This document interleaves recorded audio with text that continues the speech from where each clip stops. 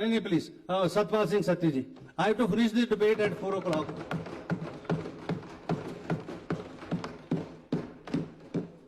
अध्यक्ष महोदय,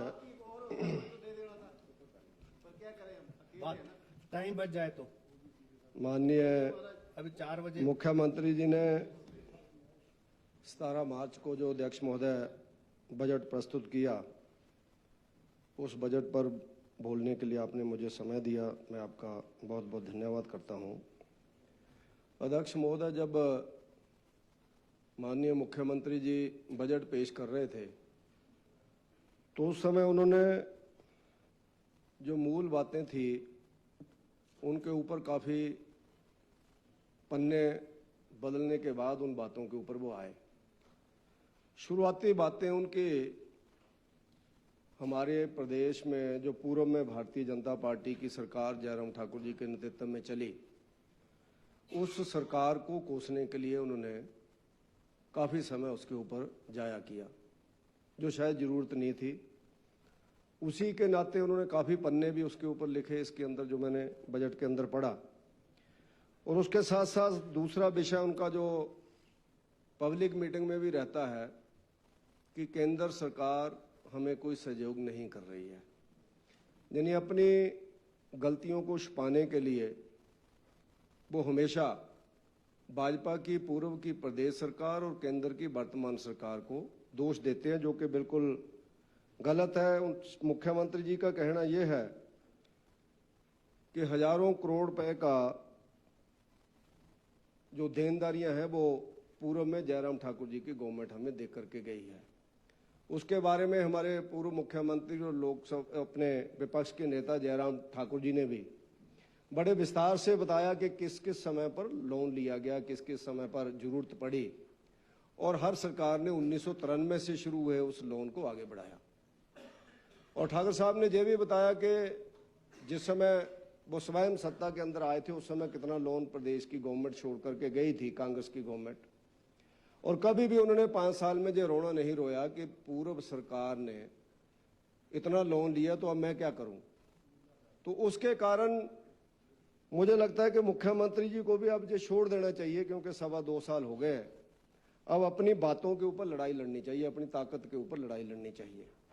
और अगर हम लोग देखें तो हिमाचल प्रदेश को केंद्र सरकार से जब भी बीजेपी की गवर्नमेंट बहुत कम समय बनी, केंद्र के अंदर 6 साल स्वर्गीय अटल बिहारी वाजपेयी जी केंद्र के अंदर रहे, उस समय अध्यक्ष महोदय अगर हम लोग देखेंगे तो हिमाचल को इंडस्ट्रियल पैकेज जो दिया था 2013 तक, वो माननीय अटल बिहारी वाजपेयी जी ने दिया, जिसके कारण आज हिमाचल प्रदेश के अंदर वो चाहे काला अम्ब से लेकर के नूरपुर तक जो हमारा बॉर्डर एरिया आता है, उन्ना भी आता है, महतपुर आता है, टालीवाड़ा आता है, गगरेट आता है, बद्दी बरोटीवाड़ा, नालागढ़ वगैरह आते हैं, पोटा साहब आता है, इन सब एरिया के अंदर जो इंडस्ट्रीज आगे बढ़ी।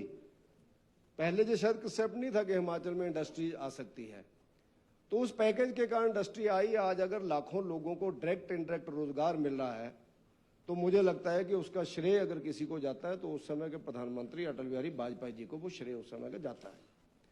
और उसके साथ साथ दूसरा पक्ष भी हमें देखना चाहिए कि जब कांग्रेस की गवर्नमेंट सरदार मनमोहन सिंह जी के नेतृत्व के अंदर बनी तो जो पैकेज हमें 2013 तक था उसको 2000 तक कांग्रेस ने उसको विड्रॉल किया। 3 साल का हमारा समय उन्होंने उस समय लिया। मैं उसमें विस्तार में नहीं जाना चाहता, ये चीजें भी हम सब लोगों को ध्यान में रखनी चाहिए। और उसके साथ साथ जब मोदी जी की गवर्नमेंट बनी तो मोदी जी ने हिमाचल प्रदेश के अंदर कुछ चीजें ऐसी हैं जो शायद देश के अंदर भी नहीं है। Bulk drug park, medical device park, special state का दर्जा, और उसके साथ साथ लगभग 45,000 करोड़ रुपए के 4 लेन रोड्स अगर हिमाचल प्रदेश के अंदर बन रहे हैं तो उसका श्रेय नरेंद्र मोदी जी की गवर्नमेंट को जाता है, भारतीय जनता पार्टी की सरकार को जाता है। इसको हम लोगों को कभी नहीं भूलना चाहिए। ये बड़े प्रोजेक्ट्स हैं, इसका सबको लाभ होगा और इन प्रोजेक्ट्स के कारण हमारे क्षेत्र के लोगों को रोजगार मिलेगा। हिमाचल का नाम अंतर्राष्ट्रीय स्तर के ऊपर बल्क ड्रग पार्क के कारण आएगा, क्योंकि देश के अंदर सिर्फ 3 बन रहे हैं, आंध्रा, गुजरात और हिमाचल प्रदेश। जयराम ठाकुर जी की गवर्नमेंट के समय पर इसके ऊपर मेहनत हुई, जमीन दी गई, बिड दी गई, बिड के ऊपर हम लोग अच्छे साबित हुए, जिसके कारण ये बल्क ड्रग पार्क हमें आया। और इसी तरह से प्रधानमंत्री ग्रामीण सड़क योजना, अगर अटल जी उस समय जो शुरू नहीं करते तो आज हिमाचल के दूर दराज के क्षेत्र, जो हम आज बात कर रहे हैं कि 250 पॉपुलेशन वाले गांव भी जुड़ने चाहिए, विक्रमादित्य जी ने शायद 250 से भी नीचे डिमांड किया, 100, क्योंकि 100 वाले हमारे गांव है, बड़े दूर तक 4-4 किलोमीटर लोग, बच्चे बच्चियां बेचारे स्कूलों को पैदल जाते हैं, बुजुर्ग जाते हैं, ठीक डिमांड है उनकी। अब हम लोग 100 वाले को भी गिनना शुरू हुए, लेकिन जब तक अटल बिहारी वाजपेयी जी इस देश के प्रधानमंत्री नहीं थे, ये योजना नहीं थे, हमारे हजार पॉपुलेशन वाले गांव भी सड़कों से नहीं जुड़े हुए थे। पूरे देश के अंदर ये स्थिति थी। तो इसलिए जब जब भी हम लोग आए तो हम लोगों ने गांव और गरीब की चिंता की, शहरी और शरीफ की चिंता की। हम लोगों ने हमेशा भले लोगों को आगे बढ़ाने की कोशिश की। उसके नाते जो श्रीमान सुखविंदर सिंह सुक्खू जी ने बजट पेश किया, अध्यक्ष महोदय, उसके ऊपर मेरे विपक्ष की ओर से, हमारे जो विपक्ष के साथी हैं, बड़े विस्तार से ठाकुर जयराम जी से शुरू करके, और अभी जब अंत में हमारे विनोद जी बोलेंगे मेरे बाद, सुखराम जी हैं और विनोद जी हैं, तो बड़े विस्तार से सब लोगों ने स्टडी किया और उसके ऊपर चर्चा की। और पक्ष के लोगों ने जो उनका धर्म बनता है उसके ऊपर उन्होंने चर्चा की कि जो आशाइयाँ हैं उसके अंदर उन्होंने गणाई, ये आशाइयाँ कितनी निकलती हैं, जिस समय अगले साल का बजट होगा इसमें से कौन कौन सी पूरी होती है, उस समय इसका लेखा जोखा आप भी बताएंगे और हम लोग भी बताएंगे कि आप असफल कहाँ पर हुए हैं। पिछले साल की कितनी पूरी हुई वो उस पर मैं विस्तार से नहीं जाना चाहता, वो सारी डिटेल हमारे पास है। लेकिन अध्यक्ष महोदय, मेरा ये मानना है कि जो 56,945.34 करोड़ का बजट पेश किया गया, इस बजट के अंदर बहुत सी चीजें ऐसी हैं, बातें ऐसी हैं जो बिल्कुल भी, जिसको हम लोग कह सकते हैं, तर्क संगत नहीं लगती हैं। उसके बारे में बहुत कुछ मेरे साथियों ने बोल दिया है, लेकिन मेरा अध्यक्ष महोदय ऐसा मानना है कि कुछ विभाग ऐसे हैं जिनकी तरफ बहुत ध्यान देने की जरूरत है। पहला विभाग अभी हमारे बाली साहब ने कहा हेल्थ के बारे में। हेल्थ के मामले में हिमाचल प्रदेश की आज क्या स्थिति है, और हेल्थ के मामले में हमारी अल्ट्रासाउंड, MRIs, ये मशीनें तो आ रही हैं, इसमें कोई दो राय नहीं है। केंद्र से इन चीज़ों के लिए पैसा आता है और हमारे पास भी सोर्सेज होते हैं। कई बार हम लोग अपने, क्योंकि 28-30 लाख की अल्ट्रासाउंड की मशीन आ जाती है बढ़िया, जो आजकल MRI की 1 करोड़ की आ जाती है, इतना पैसा तो गवर्नमेंट के पास रहता ही है। लेकिन हमें सोचने की जरूरत यह है कि MRI की मशीन आ जाती है, अल्ट्रासाउंड की मशीन आ जाती है, एक्सरे की मशीन आ जाती है, क्या उसके लिए रेडियोलॉजिस्ट है, क्या उसके लिए हमारे पास टेक्नीशियंस हैं? करोड़ों रुपए की मशीनें खाली पड़ी हुई हैं।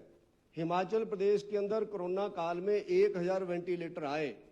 पिछले सेशन में मैंने वेंटिलेटर के बारे में जानकारी मांगी तो 80% वेंटिलेटर डेड पड़े हुए हैं। 80 उस समय के नहीं, ऐसा नहीं है, उसमें ऐसा नहीं है। मैं इसमें सोलंकी जी पॉलिटिक्स नहीं बात नहीं करना चाहता। प्लीज सोलंकी जी, उस समय आपका 10 टाइम लाख रुपए, 12 लाख रुपए के एकदम इमरजेंसी काल में उस समय भेजे गए, क्योंकि उस समय विपरीत परिस्थितियां थी। गैस, हमारे पास ऑक्सीजन गैस नहीं थी, उसके लिए ऑक्सीजन प्लांट्स भी लगे हमारे अलग अलग। आप जानते हैं वो युद्ध काल था, किस तरह का काल था, आप सब लोग जानते हैं। तो आए, उसके बाद अब शांति काल चल रहा है, तो उन वेंटिलेटर का क्या करना है, और मुझे लगता है किसी को ध्यान में नहीं है। धूड़ फांक रहे हैं 10-10 लाख रुपए के एक वेंटिलेटर, और जब वेंटिलेटर नहीं मिलता तो आदमी की जान चल जाती है, और जिस परिवार के आदमी की जान चल जाती है, आप लोग कल्पना कर सकते हैं उसके साथ क्या बीतती है। वो हम आप सब लोग सामाजिक प्राणी, हम सब लोग देखते हैं जब घरों के अंदर, गांवों के अंदर ऐसी दिक्कत आती है। तो उसके कारण उसके ऊपर हम लोगों को क्या करना है, मुझे लगता है उसकी योजना बनानी चाहिए। ITI के अंदर टेक्नीशियन के कोर्स चलाने चाहिए, जिनके पास टेक्निकल एजुकेशन मिनिस्टर हमारे धर्माणी साहब हैं। अब पुराने जो कारपेंटर, मैं उसका भी विरोध नहीं करता, कारपेंटर वो भी एक हमारे घर को सजाने, ये सब कारपेंटर ने किया हुआ जो जहाँ लगा, लेकिन नए कोर्सेज क्या हो सकते हैं उसके ऊपर हमें काम करना चाहिए। और उसके साथ साथ जो हमारे डॉक्टर चले जाते हैं, देखो हमारी स्थिति क्या है, सबकी है, मैं उसमें ये नहीं बोलना चाहता, हमने उसमें सुधार किया, आपने कम किया होगा अपनी नेचर के हिसाब से, हमने सुधार अपनी नेचर के हिसाब से किया। हमारे डॉक्टर जो तो MD करके आते हैं, वो रेडियोलॉजिस्ट है, चाहे वो ऑर्थो के हैं, चाहे वो सर्जरी के हैं, चाहे वो एनेस्थीसिया के हैं, वो सब लोग कुछ साल हमारे पास सर्विसेज करते हैं। जब वहाँ मशहूर हो जाते हैं तो अपना एक अलग से हॉस्पिटल खोल लेते हैं, क्योंकि 8-10 हज़ार मरीज उन्होंने देख लिए होते हैं, जिन्होंने उनके हाथों जाना होता वो भी चले जाते हैं, यहाँ ट्रेंड होने के लिए आते हैं हमारे अस्पतालों में, और उसके बाद फिर अपना अस्पताल खोलते हैं और हम लोग देखते रहते हैं। और जो MA BA किए हुए लड़के लड़के वो हमसे नौकरी मांग रहे हैं, जिनको नौकरी देने के लिए हम कह रहे हैं वो हमारी नौकरी से भाग रहे हैं। उसके अंदर हम लोगों ने गलती की हुई है, 40 लाख रुपए का बॉन्ड भराते हैं।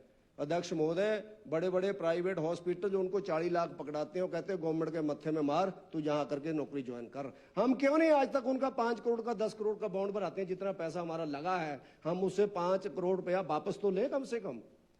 उसके घर का IGMC है जहां से MD करके चला गया, उसके घर का टंडा करके चला गया, उसके घर का हॉस्पिटल है। 5 लाख रुपए में 10 लाख रुपए में MBBS करके अपनी मस्ती मारते हैं, चंडीगढ़ में जाकर के चले जाते हैं। और जो अच्छे डॉक्टर हैं बेचारे ज्यादा पैकेज को भी इनकार करते हैं, वो सरकारी क्षेत्र में ज्वाइन करते हैं। ऐसे डॉक्टर भी हैं जिनको ऑफर है लेकिन नहीं जाते हैं। PGI में भी ऐसे डॉक्टर हैं जिनको चंडीगढ़ के अंदर ही फोर्टिस, मैक्स, IBY जो 10-10 लाख की ऑफर करते हैं, लेकिन 3-3 लाख में PGI में सेवाएं दे रहे हैं। वो उनकी व्यक्तिगत भावना है।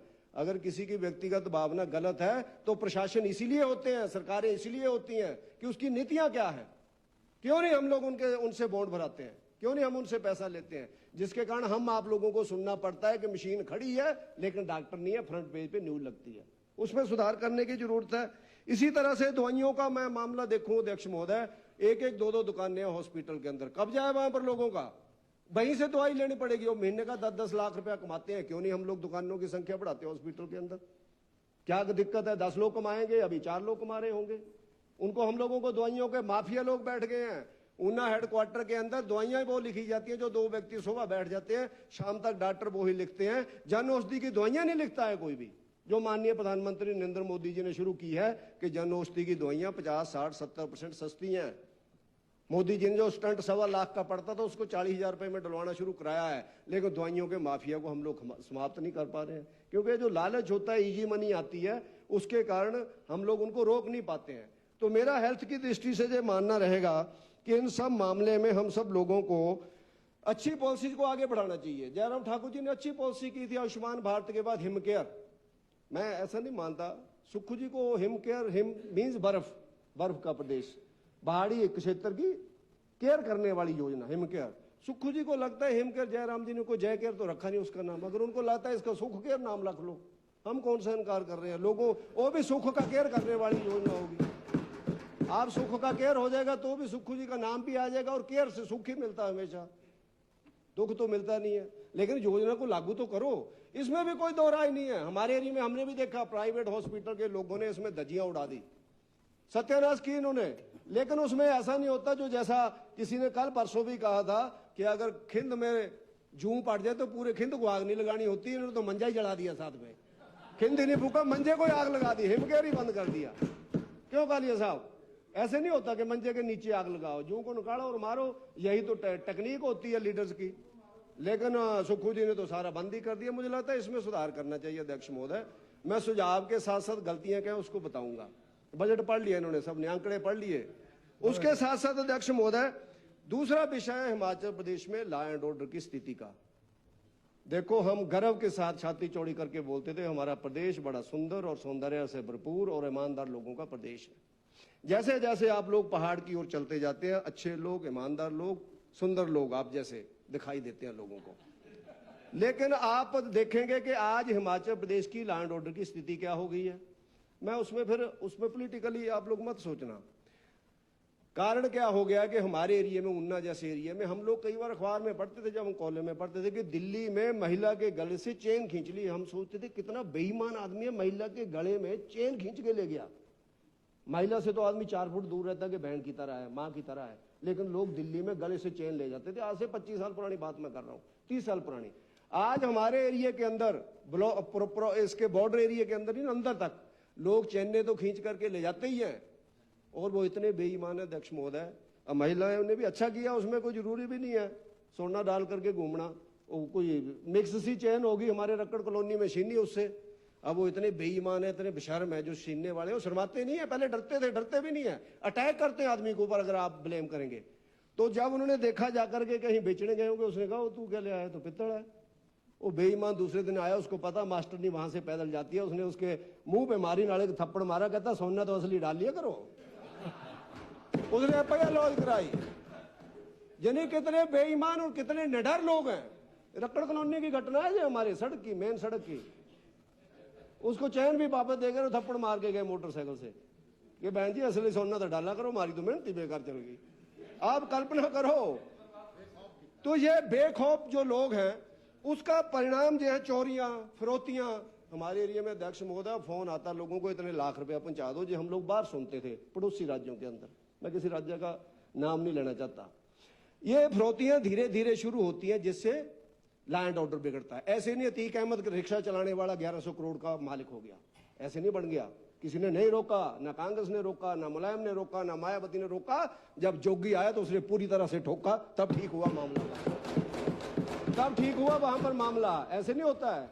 रिक्शा चलाने वाला 1100 करोड़ का मालिक कैसे हो गया? किसी अंधे चीफ मिनिस्टर को उस समय नहीं देखा जो वहां पर रहे, वो किसी भी पार्टी के रहे हो, किसी भी जमीन लिखा लेते थे। जज भी उनके केस सुनने से इनकार करते थे, अध्यक्ष महोदय आप हो रहे हैं, वकील उनके विरोध में खड़े होने से डरते थे क्योंकि बच्चों को उठा लेते थे। ये परिस्थितियां धीरे धीरे जहां भी आएंगी, आपने देखना, जहां पर गोलियां चल गई ना बिलासपुर में डीसी कैंपस के अंदर, ए ने चलाई, बी ने चलाई, मैं उस पर नहीं बोलना चाहता। ऊना में भी चली, हाँ ऊना में भी चल रही है जी। ऊना में तो फिरौतियां चल रही हैं। ऊना की भी मैं बात आगे आपको बताऊंगा। मैं शाबाशी देना चाहता हूं उस पीएसओ को, संजीव कुमार को, जिसने 2 गोलियां लगने के बाद भी एक्स एमएलए की जान बचाई, उस संजीव कुमार को। लेकिन दुर्भाग्यपूर्ण स्थिति यह है, उस संजीव कुमार को 8-9 दिन के बाद देखने गए कोई। कल मैंने अखबार में पढ़ा, प्रशस्ति पत्र देकर के आए सीआईडी वाले। मैंने उससे पहले नहीं पढ़ा कि कोई डीसी, कोई एसपी गए होंगे, शायद ना अखबार में आया होगा। जब कोई बड़े लोग वहां पर जाना चाहिए ऐसे लोगों के पास। अच्छी बात है, कल गए। अच्छा चलो, मेरा कहने का मतलब है, कल को अगर उन लोगों को तो हम शाबाशी देंगे, कल को हमारे आपके ऊपर होगा तभी पीएसओ लड़ेगा कि शाबाशी तो मिलती है, नहीं तो कोई नहीं लड़ेगा। वो कहेगा जा धक्का मार आगे कर यार, हमने क्या लेना इससे। देखो वो भी किसी के माँ के बेटे हैं, किसी बच्चों के बाप हैं, तो उसके नाते मेरा ऐसा कहना है कि हम लोगों को पीएसओ भी एक अलग से, पीएसओ ही नहीं, हमें एक ऐसा ग्रुप बनाना पड़ेगा जो ऐसे शूटर्स का दिमाग ठीक करे, जो वापस ही ना जा पाए। लोगों को पता लगे कि भैया बिलासपुर गए थे ना, नो वो आया, फिर दूसरे गए वो भी नहीं आया, तीसरा कहेगा मैंने भी नहीं जाना, हिमाचल में नहीं करेंगे, क्योंकि वहां से वापस जा रहे हैं लोग, दूर दूर से पकड़े जा रहे हैं, जाकर के वापस कैसे चले जाते हैं वो लोग। हम लोगों को अपने लोग ट्रेन करने पड़ेंगे, हमारे उस तरह से ट्रेन लोग नहीं है। शांत प्रिय प्रदेश है, जहां तो पुलिस की वर्दी से लोग डर जाते हैं, भाई साहब बोलो क्या है, अच्छा प्रदेश है ना जी। तो इसलिए हम लोगों को इसके ऊपर सोचना चाहिए, लैंड ऑर्डर के ऊपर सोचना चाहिए। और उसके साथ साथ हम सब लोगों को ये सब चीजें इसलिए होती हैं अध्यक्ष महोदय, जब हम लोग अच्छे ऑफिसर्स को लगाएं। मैंने पीछे भी कहा था कि आप अच्छे लोगों को उसमें लगाएं जो ईमानदार लोग हैं, ड्यूटी के अंदर लगाएं जो ईमानदार लोग हैं। ऊना के अंदर खनन का कितना काम है, आपके भी होगा इंदौरा के अंदर। देखो जब अध्यक्ष महोदय इजी मनी आती है ना, इजी मनी, तो वो बच्चों को भी बिगाड़ती है, व्यक्ति के रिलेशन को भी बिगाड़ती है, और फिर व्यक्ति वो बड़े बड़े लोगों के साथ कॉन्टैक्ट कर लेता है। फिर जब जिसको कहते हैं अफसरशाही और राजनेताओं का घालमेल हो जाता है, तो बेमल नेगी जैसे लोगों को आत्महत्या करनी पड़ती है। तो ऐसी परिस्थितियां बनती हैं फिर कि ईमानदार लोग दफ्तरों के अंदर नहीं फिर बैठना चाहते। मुझे एक बार एक अधिकारी ने बताया अध्यक्ष महोदय कि पुराना जमाना क्या होता था कि जब कोई एक आध व्यक्ति बेईमान होता था ऑफिस के अंदर, अब भी बहुत लोग ईमानदार हैं, अब भी बहुत काम कर रहे हैं, अब भी ईमानदारी के साथ काम कर रहे हैं, लेकिन वो कहता जो रिश्वत लेता था वो 5 बजे के बाद दफ्तर आता था, और जो बेईमान अफसर होता था वो वहीं बैठा रहता था, फिर अकेले मिल लेते थे। वो कहता अब तो प्रॉब्लम ये है कि हम ईमानदार हैं, हम देख लेते हैं कि अब रश पड़ना शुरू हो गया तो हम दफ्तर से निकल जाते हैं, सब ने पैसे लेने अब इनसे। जब तक हम बैठे तो देखते रहते हैं अंदर है बैठा हुआ, अच्छा बाद में आते हैं, इशारा थोड़ा बाद में आना ना, थोड़ा ठहर जाए, बैठा हुआ जो बड़ा ईमानदार बनता है। अब ईमानदार आदमी तो आत्महत्या को चूमने लग पड़े। ये स्थितियां अध्यक्ष महोदय, जो नशे से पैसा आ रहा है, जो हमारे, मैंने देखा ऊना में अध्यक्ष महोदय एक व्यक्ति को डीजीपी डिस्क होती है कोई, पता नहीं क्या होती है, वो देते होंगे कोई डीजीपी, मुकेश जी को पता होगा। उस व्यक्ति को डीजीपी डिस्क दी गई, तो वो व्यक्ति का जब जन्मदिन होता, सारे माफिया के लोग उसके मुंह में केक डाल रहे हैं, उस पुलिस वाले के मुंह में, और वो चिट्टे वाला जो 2 बार आदमी पकड़ा गया उसके साथ अपना फोटो डालता है फेसबुक के ऊपर। मेरे को मिला हो, मैंने कहा तू क्या करता है, तू काहे को ऐसे फिर डालता है? कहता नहीं जी मेरे पुराने जानने वाले हैं। मैं कहा फोर्स के अंदर आ गए हैं, आपकी ये फोटो अगर किसी ने हाई कोर्ट के अंदर दे दी ना, तेरी नौकरी चल जाएगी, तो अभी नौजवान आदमी है। और उनको हम डीजीपी डिस्क दे रहे हैं। अब इनकी सीआईडी क्या कर रही है, एसआईयू क्या कर रहा है, एंटी करप्शन सेल क्या कर रहा है, वो क्यों नहीं रिपोर्ट देते कि व्यक्ति कैसे हैं? उनको आज भी एसआईयू क्या होता है, सीआईयू एसआईयू उसमें लगाया हुआ है। तो ये अध्यक्ष महोदय हम सब लोगों को देखना पड़ेगा कि करप्शन कहां तक पहुंच गई है, जिसके कारण हम सब लोग, देखो ऐसा है अध्यक्ष जी, लोकतंत्र की बुनियाद सरकार की अच्छी नीतियां और उसके साथ साथ वहां की जनता के कर्तव्य और अधिकार और उसके साथ साथ लागू करने वाली ब्यूरोक्रेसी के अच्छे करैक्टर के ऊपर निर्भर करती है लोकतंत्र की बुनियाद। लेकिन लोकतंत्र की बुनियाद आज कैसी हो गई है, उसका उदाहरण मैं आपके सामने बताता हूं। ये जो अपने नेगी साहब की मौत हुई है, ऐसे नहीं हुई है। हम लोग कई बार बोल सकते हैं कि बात का बतंगड़ बना रहे हैं। जहां किसी ने ऐसा प्रश्न भी किया, उस 6 साल के बच्चे से पूछो जिसका बाप चला गया, उस बेटी से पूछो जो आज कॉलेज में पढ़ती है, उससे सहेलियां क्या पूछती होंगी तेरा बाप क्यों गया। कोई कसूर नहीं है। कोई आदमी लड़ते हुए शहीद हो जाए, आदमी को गर्व होता है। कोई आदमी कहीं हो जाए, लेकिन कसूर कोई नहीं है। जो कसूरवार हैं उनके एफआईआर में नाम नहीं है। आप कल्पना करो, ये जो 32 मेगावाट का पेखू बेला के अंदर प्रोजेक्ट लगा, मुकेश जी हमारे पहले भी बोला, जहां विक्रम जी ने प्रेस कॉन्फ्रेंस भी की थी धर्मशाला से, उसके अंदर पूरा डाटा है। गुजरात के अंदर जो 35 मेगावाट का लगा, उसका मैंने रिकॉर्ड निकलवाया है। जो हमारा वहां पर 144 करोड़ का लगा और हमने जो 220 करोड़ रुपए का लगाया। पेखू बेला भी प्लेन है, गुजरात का कच्छ भी प्लेन है। इवन लैंड के बारे में भी लिखा गया है, land type sandy loamy loose type, और हमारा भी सैंडी लूमी है लूज टाइप। कोई जगह अलग हो, कोई प्लेन की हो, कोई पहाड़ साफ किए हो, कोई रॉकी एरिया हो या कुछ हो, लेकिन अध्यक्ष महोदय लगभग 100 करोड़ का फर्क है दोनों प्रोजेक्ट में। मेगावाट में 2 करोड़ का फर्क है। ये ऐसे लोग, मैं फिर बोलता हूं कि जहां बैठे हुए सारे लोग एक तरह के नहीं है। अनेकों ईमानदार लोग हमने देखे हैं, नाम लेंगे तो कईयों को चिढ़ हो जाएगी। ऐसे आईएएस हमने सेक्रेटरीट के अंदर देखे हैं जो बिल्कुल ऐसे आदमी की आधा घंटा भी बात सुनते हैं। अब कई लोग तो ऐसे आ गए हैं, वो सीधा देखते हैं जो मोदी जी ने लाल किले से बोला था कि इस बात को छोड़ दो कि इस फाइल के अंदर मेरा क्या है। वो कहता सर तुम्हारा तो कुछ नहीं है। कहता तो फिर मेरे को क्या है। प्रधानमंत्री को लाल किले से बोलना पड़ा कि फाइलों के अंदर ये रवैया बंद कर दो सारे लोग, कि अगर मेरा कुछ नहीं है तो मैंने क्या लेना फाइल से, पड़ी रहे तेरी फाइल जहां पर। अब ऐसी स्थिति आ गई है जहां पर, और ऐसी स्थिति जहां पर ही नहीं है। हेल्थ डिपार्टमेंट के बारे में हम कई कुछ सुनते हैं, हेल्थ डिपार्टमेंट के बारे में वहां पर तो मुझे नहीं, मैं उसमें गारंटी के साथ नहीं बोलता हूं। लोगों ने कहा वहां पर तो डॉक्टरों के भी पैसे ले लिए, बदली सुक्खू जी कर रहे हैं, इंप्लीमेंट सैंडल जी कर रहे हैं। पैसे लेने वाले वैसे तो जमाए हुए हैं वहां पर। बकौन है बीबी जगीर कौर, बकाए के पैसे मांग रहे हैं वहां पर, किस चीज के पैसे मांगे जा रहे हैं। और वहां पर एनडीएस लेनी हो तब भी बंदों से होता है कि कितने की एनडीएस है, क्या करना उसमें। मैं मान सकता हूं किसी सेंटर के, हमने भी पता किया, हमारी मित्रों से भी बात होती है, किसी सेंटर के बड़े कांग्रेस के लीडर का फोन आता है, उसको बचाने के लिए इसको हटाना नहीं है। सेंटर के लीडर ने जहां जवाब नहीं देना, जवाब आपको देना है। कई बार सेंटर भी बिगाड़ते हैं, कई चीजें, कई सेंटर भी बिगाड़ते हैं, बहुत सी चीजें जिसके कारण पाम नहीं लग रहे हैं आप लोगों के। तो उसके कारण अध्यक्ष महोदय ये सारी चीजें हम सब लोगों को चेक करनी चाहिए, और उसके साथ साथ ऐसे अधिकारियों की सूची बनानी चाहिए। मैं कहता हूं उनके मित्रों की, उनके रिश्तेदारों की प्रॉपर्टी की डील करो। हमारे अच्छे अधिकारी हैं, मैं नहीं कहता बाहर के सारे, बाहर अंदर मैं जाना भी नहीं चाहता हूं। हम तो उस विचारधारा के आदमी जो अखंड भारत में विश्वास रखते हैं, किसी को ठेस ना लगे कि हमें बाहर का बोल रहे हैं। वो भी बेचारे सेवाएं दे रहे हैं जहां करके। लेकिन हमारे जो लोग हैं उनको तो कल्पना ही नहीं है करप्शन की, कल्पना ही नहीं थी। वो तो जहां से सीखते हैं कि अरे करते क्या है। हो सकता है हमारे लोग अपनापन के कारण भी ऐसा करते हैं कि हम लोग जहां रहेंगे हमारी प्रॉपर्टी का पता लगेगा, उनका तो सारे का सारे टैची वहीं चले जाते हैं। उनकी स्टेटों तक जाओ, उनके गांव तक जाओ, उनके रिश्तेदारी तक जाओ, उनके बिजनेस तक जाओ, उनके प्लॉट्स देखो चंडीगढ़ में कितने हैं, उनके नोएडा के अंदर जाकर के देखो उनके बच्चे क्या कर रहे हैं। जिन स्थितियों तक जाना पड़ेगा हमें करप्शन के विरोध में लड़ने के लिए अध्यक्ष महोदय। और उसके साथ साथ मोनोपोली हो गई है कुछ लोगों की, अलग अलग करप्शन के केसेस चल रहे हैं। आईपीएच पीडब्ल्यूडी में बड़ी बड़ी कंपनियां आ गई, अब बड़ी बड़ी कंपनियां। पहले रिग किसी को दी जाती थी, राइजिंग मैन किसी को दी जाती थी, फील्ड चैनल किसी को दिए जाते थे, छोटी पाइपें किसी को दी जाती थी। अब तो एक ही आदमी आता है 300 करोड़ का ठेका ले लेता है, बाकी सारे हमारे हिमाचल प्रदेश वाले देखी जा रहे हैं। हमारे पास 300 करोड़ का तो है ही नहीं आदमी कोई। अब भैया उनको किसने बचाना है, उनको भी रोजगार है, उन लोगों को भी नहीं गांव चलाने हैं, परिवार चलाने हैं। तो मेरा मंत्री महोदय जहां बैठे हैं, मुकेश जी बैठे हैं, विक्रमादित्य जी बैठे हैं, ऐसे अलग डिपार्टमेंट में टेंडर होते होंगे। हम सब लोग अपने प्रदेश के हित को ध्यान में रखते हो और अपने लोगों के हित को ध्यान में रखते हो अगर निर्णय लेंगे अध्यक्ष महोदय, तो मुझे लगता है कि इन सब बातों का कुछ अच्छा होगा। और उसके साथ साथ शिक्षा के क्षेत्र में एक बड़ा गलत हुआ अध्यक्ष महोदय। मैं माननीय रोहित जी से बात करना चाहता हूं।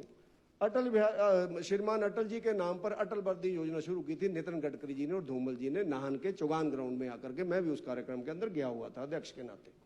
सब बच्चों को बराबर वर्दी हम लोग देंगे। 9.5 लाख बच्चे थे उस समय, आज लगभग 4.5-5 लाख बच्चे रह गए हैं स्कूलों के अंदर, 6 लाख रह गए हैं। उसमें देखो जनरल कैटेगरी के लोगों को वर्दी से बाहर निकाल दिया। वो इसलिए लगाई थी कि किसी को ये ना लगे इसके पिताजी अमीर है, बढ़िया कपड़ा डाल के आए हैं, रंग चाहे एक ही है, सबका एक ही कपड़ा एक ही जगह से आएगा, एक ही रंग होगा, उसी में आदमी छोटे का बड़े का, छोटी जाति का बड़ी जाति का, गांव का इधर का उधर का जो भी व्यक्ति है। आज कोई छोटा बड़ा नहीं है। ये जातियों के ग्रोह ने इतना बेड़ा गर्क किया इस देश का अध्यक्ष महोदय, इतना किसी ने नहीं किया जितना जातियों ने किया है। इसलिए जातिवाद को हमें ध्यान में नहीं रखना चाहिए। आज गरीब आम जिसको सो कॉल्ड अपर कास्ट में कल, उनके बच्चे भी उन्हीं के पढ़ रहे हैं वहां पर, जिनको बेचारे का घर में गरीबी है। वरना क्यों भेजेगा वहां पर? बस में नहीं भेज सकता, थैला नहीं दे सकता, टाई नहीं लगा सकता, स्कर्ट नहीं सिला सकता, इसलिए भेज रहे हो वहां पर। लेकिन उसकी हमने वर्दी बंद कर दी। अब इतना भी क्या हो जाएगा? आप ऐसा नहीं रोहित जी करना चाहिए, मुर्दे के बाल काटने से उसका बाहर हल्का नहीं होता। तुम लोगों ने डूबना ही है, डूबना ही है, ये सरकार नहीं चलनी है। तो इसलिए गरीब लोगों को वर्दियां दो। आप मिले हमारे सेंटर में शायद धर्मेंद्र प्रधान जी से, जा तो आपने कहा कि वर्दियों के पैसे दो, बच्चे तुम्हारे वर्दियों के कपड़े धर्मेंद्र प्रधान दे। यार कमाल करी जा रहे हैं। नहीं, अच्छा आपने डिमांड की, लेकिन आपको विषय रखना चाहिए कि मुख्यमंत्री महोदय 2 सड़कें कम हो जाएंगी, लेकिन हमारे बच्चों की वर्दी पूरी करो। और इसके साथ साथ अध्यक्ष महोदय लास्ट में मैं आना चाहता हूँ कर्मचारी एवं पेंशनर के ऊपर। तो आपने विनोद कुमार का भी टाइम ले लिया। हाँ नहीं, 24-25 मिनट ही हुए, 26 हो गए। 2 मिनट में और लाऊंगा जी। हमारे कर्मचारियों के बारे में बहुत कुछ हमारे सत्ता पक्ष के लोग बोलते हैं। हमने एक प्रश्न लगाया था कि आप लोगों ने कर्मचारियों के क्या क्या देना बाकी है, तो उसमें उत्तर आया कि इस जो आपका डीए की किस्त है 1/7/2023 से 4% देना बाकी है, 1/4/2024 से 4% देना बाकी है, 1/7/2024 से 3% देना बाकी है, कुल मिला के 11% देना बाकी है। दूसरा प्रश्न साथ में मैंने खा भाग में पूछा था कि ये कब तक आप देनदारियां देंगे और कितनी देनदारियां हैं।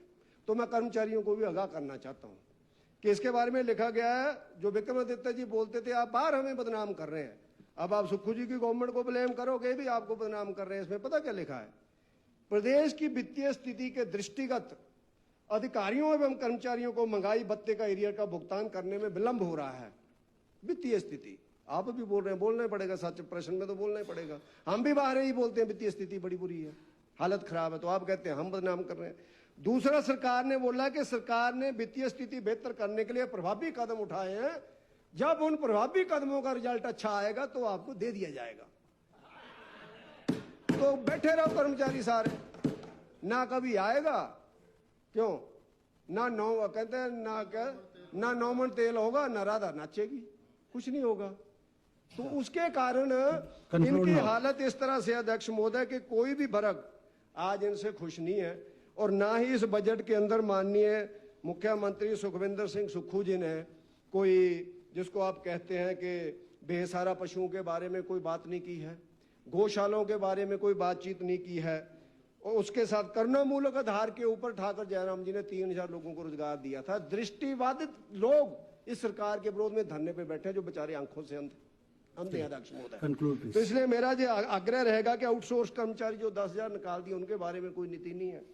और ऐसे ही सीमेंट के दाम, मुकेश जी बहुत बोलते थे, सीमेंट के दाम 125 रुपए बोरी बढ़ गए हैं पिछले 2 सालों में, 125 रुपए। आप हमें बोलते थे आप पैसे ले रहे हैं, तो क्या आप पैसे ले रहे हैं? आज आप पैसे ले रहे हैं, बताना चाहिए इसमें कितने मिले आपको। Please conclude. तो उसके नाते मेरा आग्रह रहेगा। और एक और चीजें अध्यक्ष जी, 2 चीजें, आप कानूनविद हैं, मेरा आग्रह रहेगा, कई हमने रूल ऐसे बनाए हुए हैं, जैसे ओबीसी का सर्टिफिकेट बनता है, हर साल बनाना पड़ता है, 1 साल के लिए बनता है। भैया साल के बाद उसकी जात बदल जाएगी, ये किसने बनाया कानून है? एक कौन बुद्धिमान आदमी उसको पद्मश्री दिलाए मोदी साहब को कह के? भाई उसका क्या होता है? आप इनकम इकट्ठी करते हैं, लोग हर साल घूमते हैं, स्कूलों के बच्चे, कॉलेजों के बच्चे एडमिशन के लिए, नौकरी के लिए। भैया जातों को भी बदलती नहीं आदमी की, आपको पता ही है। और उसके बाद एक रूल है हिमाचल प्रदेश में, जिसको कहते हैं कि इंटरकास्ट मैरिज के ऊपर अध्यक्ष महोदय 50,000 रुपए मिलता है। मैंने मुकेश जी को और सामाजिक कल्याण मंत्री शेंडल जी को दिया कागज। बंदे का ब्याह चंडीगढ़ में हो गया, हमारे एरिया के लोग बोर्ड एरिया में कई बार शादी कर लेते हैं। वैसे भी मन तो कहीं भी आ सकता आदमी का जहां रह रहा है, तो वहां उसने शादी कर ली चंडीगढ़ के अंदर, ठीक है ना। तो वहां लड़की वहां से है, वो एससी कम्युनिटी से है, लड़का हमारे से है, अपर कम्युनिटी से है। उसको ना दे दी कि तुम्हारी जो लड़की है वो बाहर की, इसलिए आपको 50,000 रुपया नहीं देंगे। मैंने बोला मंत्री महोदय को, मुकेश जी को भी कहा, कैबिनेट में आइटम लेकर के आओ। इंटरकास्ट तो इंटरकास्ट है, कहीं का भी है भैया, पूरा देश हमारा है, सब लोग हमारे हैं, तो उसको क्यों आप लोग इससे बेगाना समझ रहे हैं। तो ऐसी बहुत सी बातें हैं। तो उसके नाते अब तो शायद 2 लाख मिलेगा। तो आप पुराना केस ना गिनना, उसको नया दे देना, तो हम भी भाभी से जाके लड्डू खाएंगे, ठीक है ना। तो उसके कारण अध्यक्ष महोदय ऐसी बहुत सी बातें और भी बहुत सी बातें जो अभी समय की कमी के कारण मैं बोलना नहीं चाहता। और इस बजट के अंदर कोई ऐसी विशेष बातें नहीं है जिसका हम लोग समर्थन करें, इसलिए मैं इसका समर्थन नहीं करता हूँ। आपका बहुत बहुत धन्यवाद। जय हिंद, जय भारत।